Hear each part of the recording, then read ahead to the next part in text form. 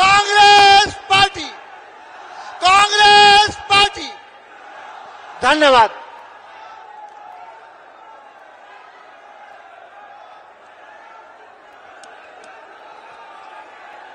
रणदीप जी, कमलनाथ जी, गोविंद सिंह जी, दिग्विजय सिंह जी, कमलेश्वर पटेल जी, Omkar Markham जी, Ajay Singh Rahul ji, Arun Yadav ji, stage पे Congress party के सब वरिष्ठ नेता, हमारे प्यारे कार्यकर्ता, भाइयों और बहनों, प्रेस के हमारे मित्रों, आप सबका यहां बहुत बहुत स्वागत। गर्मी में आप आए, दूर दूर से आए, इसके लिए मैं आपका दिल से धन्यवाद करता हूं।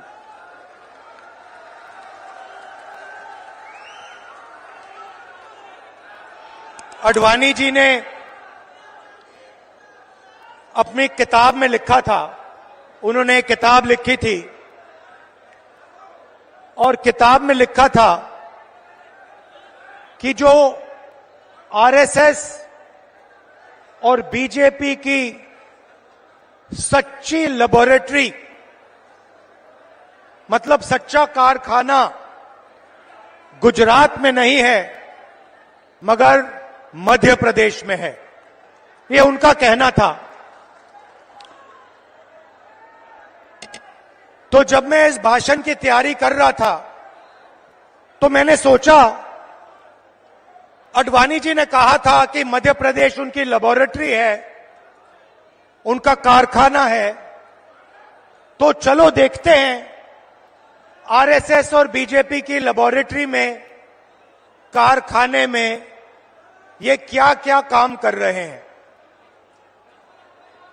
दो तीन उदाहरण आपको देना चाहता हूं। बीजेपी की लेबोरेटरी में मरे हुए लोगों का इलाज किया जाता है और उनका पैसा चोरी किया जाता है। हिंदुस्तान के किसी और प्रदेश में मरे हुए लोगों का इलाज नहीं होता है, मध्य प्रदेश में मरे हुए लोगों का इलाज होता है और पैसा चोरी किया जाता है।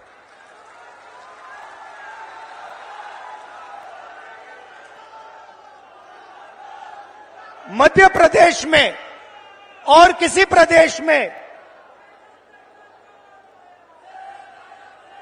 शिव जी, भगवान शिव से चोरी नहीं की जाती है, मध्य प्रदेश में महाकाल कॉरिडोर में शिव जी से चोरी की जाती है।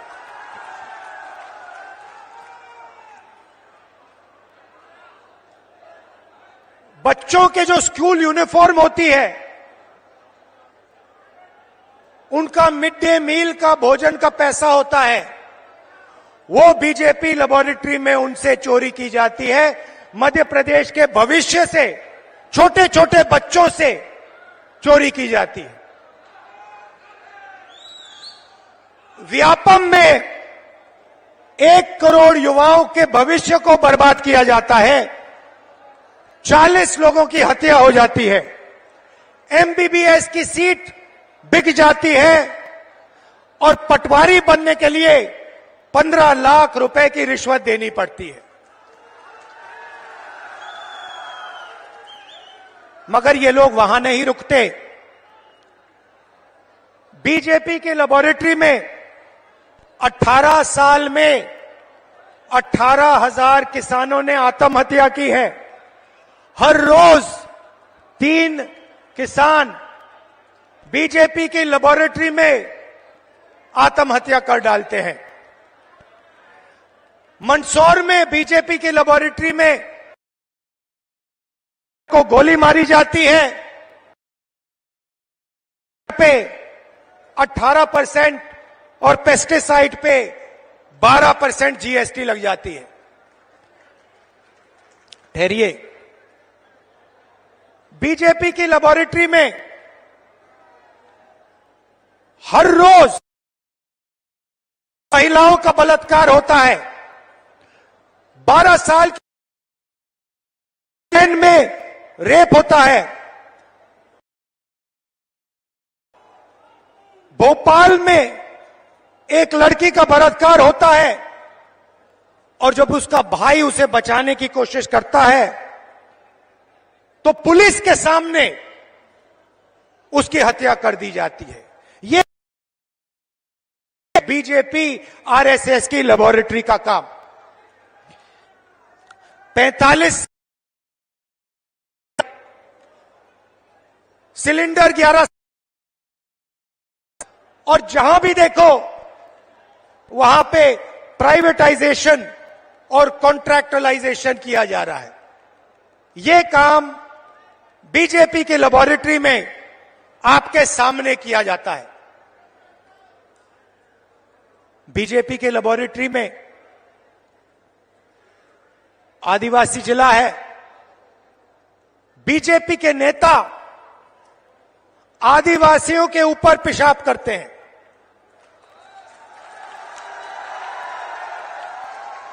यह मतलब था आडवाणी जी का जब उन्होंने कहा मध्य प्रदेश में आरएसएस और बीजेपी की लेबोरेटरी बनेगी,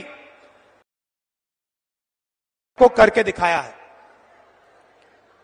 आदिवासियों के बीच आया हूं तो आपके बारे में थोड़ा कहना चाहता हूं। देखिए, शब्द बहुत जरूरी होते हैं। जब कमलनाथ जी भाषण देते हैं, हमारे नेता भाषण देते हैं, सोनिया भाषण देते थे, मैं भाषण देता हूं, शब्द का प्रयोग करते हैं। आपने हमारे मुंह से कभी वनवासी शब्द सुना है? आदिवासी शब्द बीच में फर्क क्या है? आदिवासी शब्द का मतलब हिंदुस्तान के वासी जो यहां पहले आए थे। आदिवासी शब्द का मतलब जब पहले हिंदुस्तान आया, पहले लोग जो यहां रहते थे, जो इस जमीन के मालिक थे, उनको हम आदिवासी कहते हैं। मतलब यह कोई खोखला शब्द नहीं है। इसका मतलब हिंदुस्तान की जमीन, जल, जंगल पर आपका सबसे पहला हक बनता है। यह है इसका मतलब।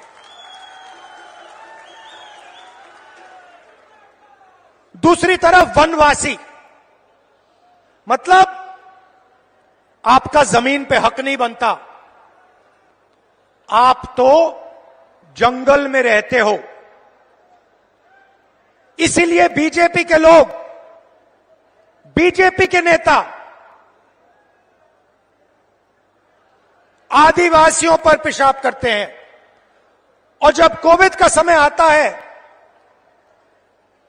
तो जो जानवर को भी खिलाया नहीं जा सकता, वो मध्य प्रदेश के आदिवासियों को खिलाने की कोशिश करते हैं। सड़ा हुआ अनाज आपको देते हैं। इनका कहना है कि आपको जंगल में रहना है। इनका कहना है कि आपके बच्चों को ना इंजीनियर बनना है, ना लॉयर बनना है, कि आपको बैंक लोन नहीं मिलना चाहिए, आपको आवास योजना में सही पैसा नहीं मिलना चाहिए, क्योंकि आप जंगल के हो, आपको जंगल में रहना चाहिए और आपको जंगल में मरना चाहिए। यह है आदिवासी और वनवासी शब्दों का फर्क।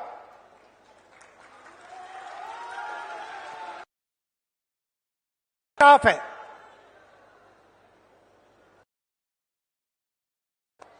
जमीन का हक मिलना चाहिए, जंगल का हक मिलना चाहिए।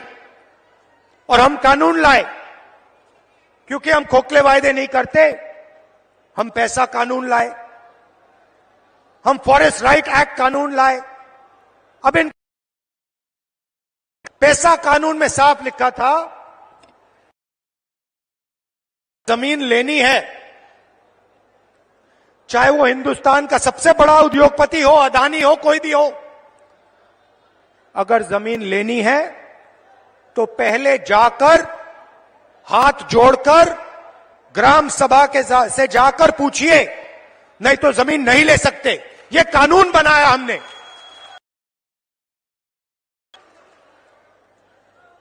बीजेपी कहते नहीं, आप वनवासी हो, आपका जमीन पे कोई हक नहीं बनता, ग्राम सभा से कुछ पूछने की जरूरत नहीं, फॉरेस्ट डिपार्टमेंट जो करेगा वो करेगा, आदिवासियों का इसमें कोई हक नहीं बनता। और पैसा कानून को, एक्ट को उन्होंने रद्द कर दिया। 4.5 लाख पट्टे, जमीन के पट्टे जो आपके हैं, जो आपको मिलने चाहिए, उन पट्टों को बीजेपी की सरकार ने रिजेक्ट कर दिया, रद्द कर दिया। क्योंकि वो कहते हैं भैया आप आदिवासी नहीं हो, आप वनवासी हो, जमीन का तो आपका हक बनता ही नहीं है। सरकार ने 3.5 लाख पट्टे आपके हवाले कर दिए थे।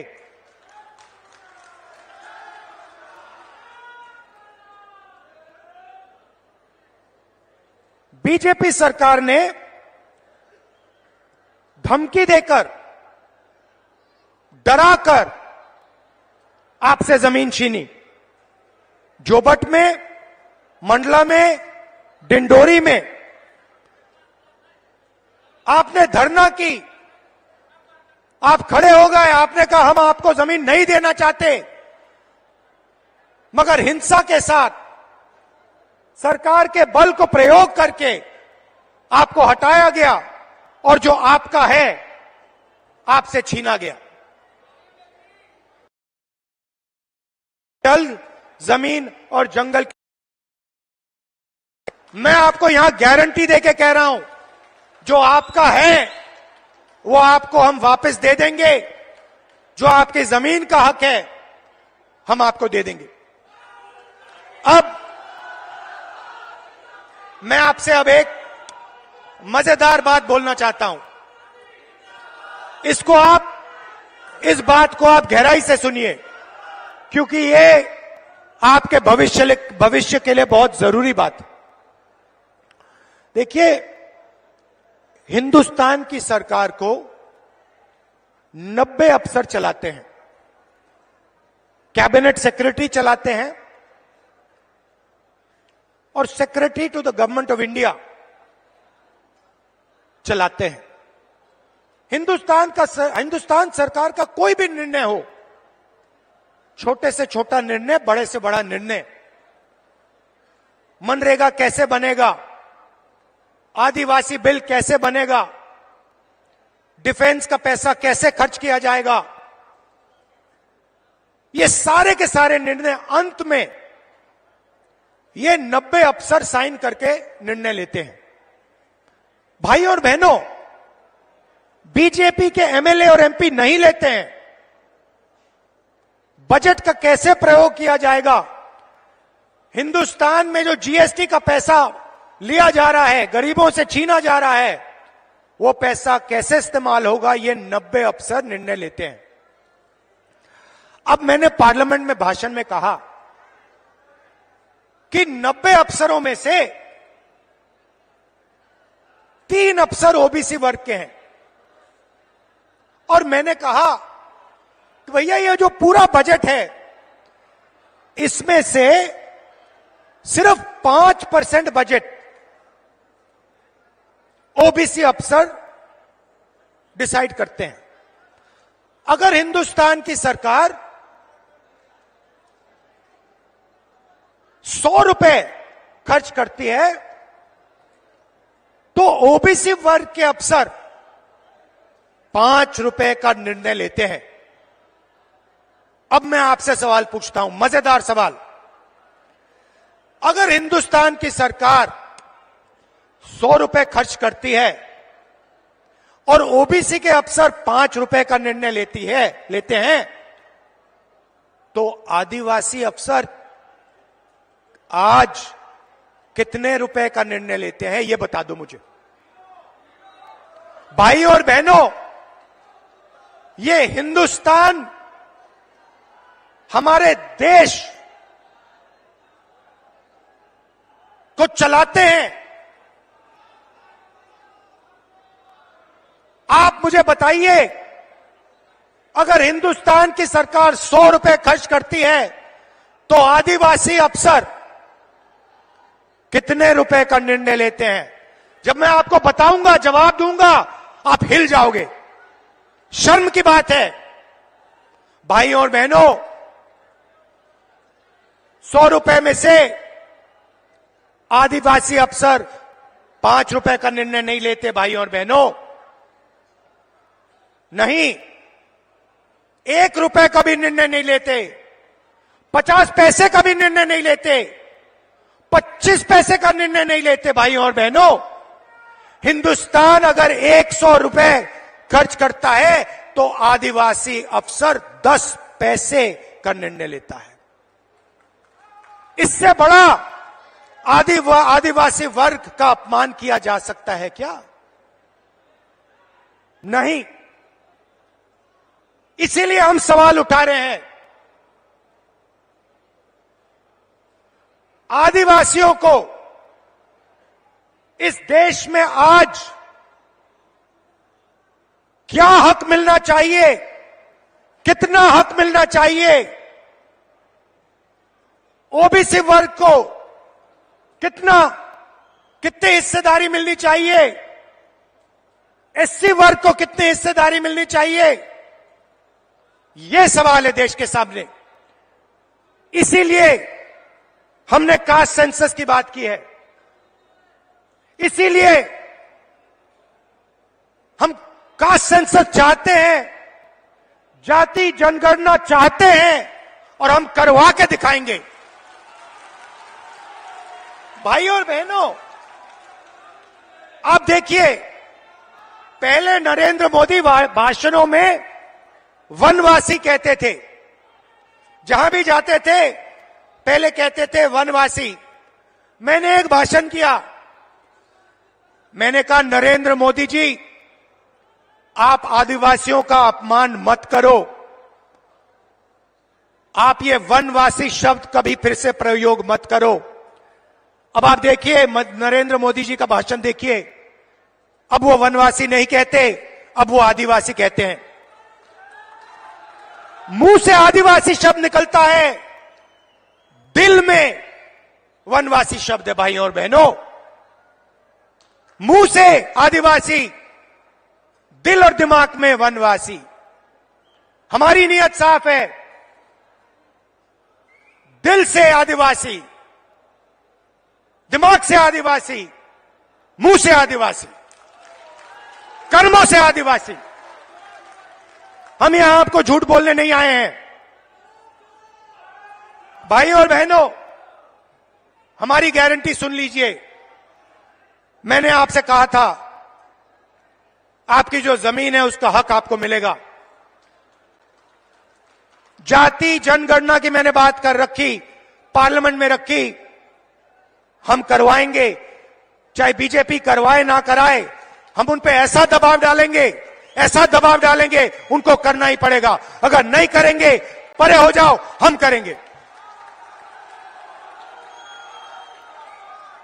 भाई और बहनों, छत्तीसगढ़ की सरकार ने काम शुरू कर दिया, कर्नाटक की सरकार ने काम शुरू कर दिया, राजस्थान की सरकार ने काम शुरू कर दिया। कहां तक भागेगी बीजेपी? कहां तक दौड़ेंगे? मध्य प्रदेश में हमारी सरकार आएगी, पहला काम हमारी सरकार का सेंसस कर देगी। क्यों? क्योंकि हम आदिवासी वर्ग को, दलित वर्ग को और ओबीसी वर्ग को हिंदुस्तान की हिस्सेदारी देना चाहते हैं।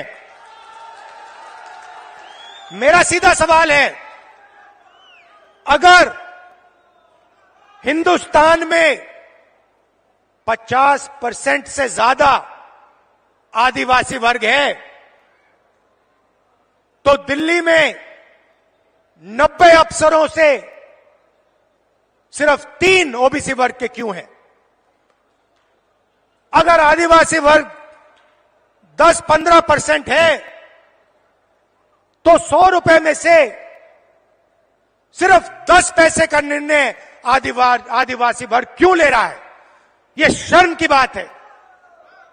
इसको हम बदलने जा रहे हैं और पहला कदम का सेंसस जाति जनगणना है। पहला कदम।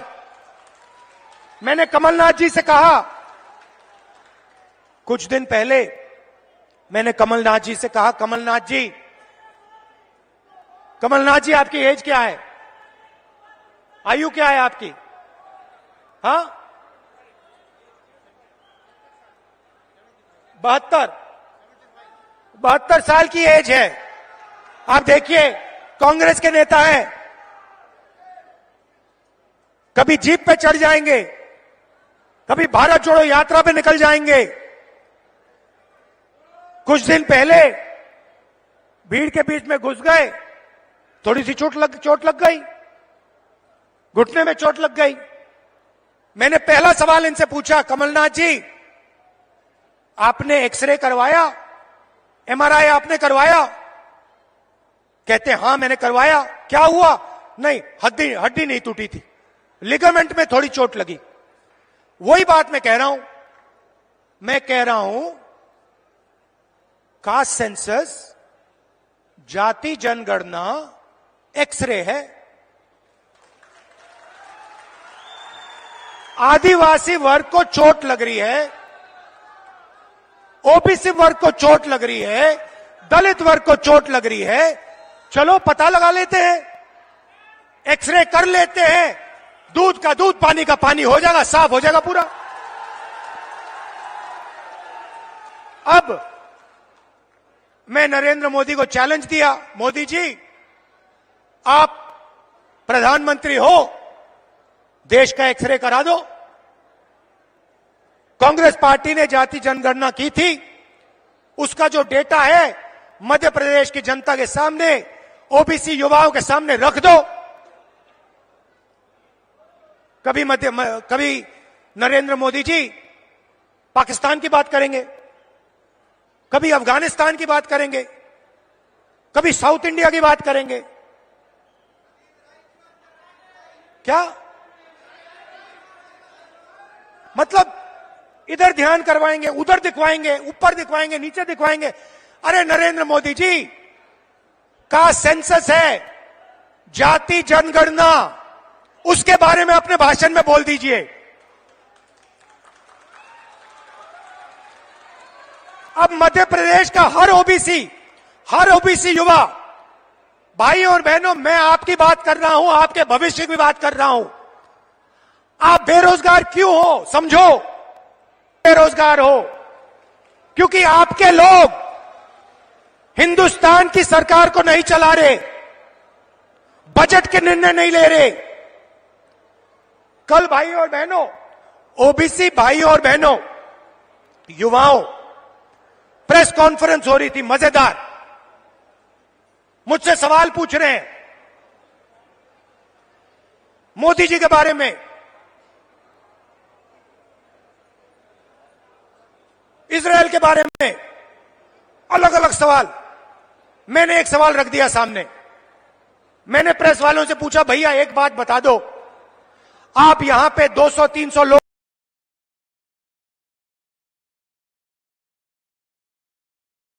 ना एक दलित था, ना एक आदिवासी था। यह सवाल है हिंदुस्तान के सामने। सवाल का जवाब हम निकालना चाह रहे हैं। ओबीसी युवा हैं कितने, उनकी भागीदारी कितनी होनी चाहिए, यह हम जानना चाह रहे हैं। नरेंद्र मोदी छुपाना चाह रहे हैं सच्चाई, बताना नहीं चाह रहे हैं। इसीलिए वो कभी पाकिस्तान की बात करेंगे, कभी वो साउथ इंडिया की बात करेंगे, कभी वो चुनाव की बात करेंगे। जाति जनगणना की बात नहीं कर सकते। रिमोट कंट्रोल कहीं और है, अदानी के पास रिमोट कंट्रोल। तो कांग्रेस ने क्या वायदे किए? झूठे वायदे नहीं, मोदी जी वायदे नहीं, 15 लाख रुपए वायदे नहीं। मैंने आज कमलनाथ जी से कहा, रणदीप सुरजेवाला जी से कहा हेलीकॉप्टर में आते हुए कि देखिए, वायदे वो ही करने हैं जो पूरा हो सके, नहीं तो टाइम जाया मत कीजिए।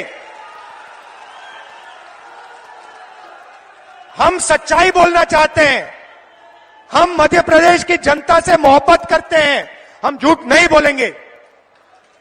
तो सच्चे वायदे मैं आपको बता देता हूं, कर्नाटक में किया, यहां हम करने जा रहे हैं। माताएं और बहनें, पहली बात आपके लिए, 1500 रुपए हर महीने आपके बैंक अकाउंट में। मोदी जी ने 1000 रुपए का सिलेंडर बनाया है, सरकार आते ही 500 रुपए का आपका सिलेंडर आपके घर में मिल जाएगा। 1000 रुपए आपको देने नहीं पड़ेंगे। 100 यूनिट बिजली मुफ्त में, और हमारे आदिवासी भाइयों के लिए, बहनों के लिए तेंदुपत्ता 4000 रुपए का। कहना चाहता था, इतनी गर्मी में दूर से आए, आपने इतना प्यार दिया, इतनी मोहब्बत से आपने मेरी बात सुनी, और सिर्फ आपने नहीं, मध्य प्रदेश के युवाओं ने टीवी पे आपने मेरी बात सुनी, समझी, और इस बात पे आप निर्णय लेने जा रहे हो, अपने भविष्य पे आप निर्णय लेने जा रहे हो। इसके लिए दिल से मैं धन्यवाद करता हूं आपका। जहां भी मेरी जरूरत हो, जब भी मेरी जरूरत हो, चाहे आप किसी भी वर्ग के हो, आदिवासी हो, कोई भी हो, किसी भी धर्म के हो, आप सिर्फ मुझे बुलाइए, मैं हाजिर हो जाऊंगा। दिल से आपका धन्यवाद। नमस्कार, जय हिंद। सुभाष गुप्ता जी।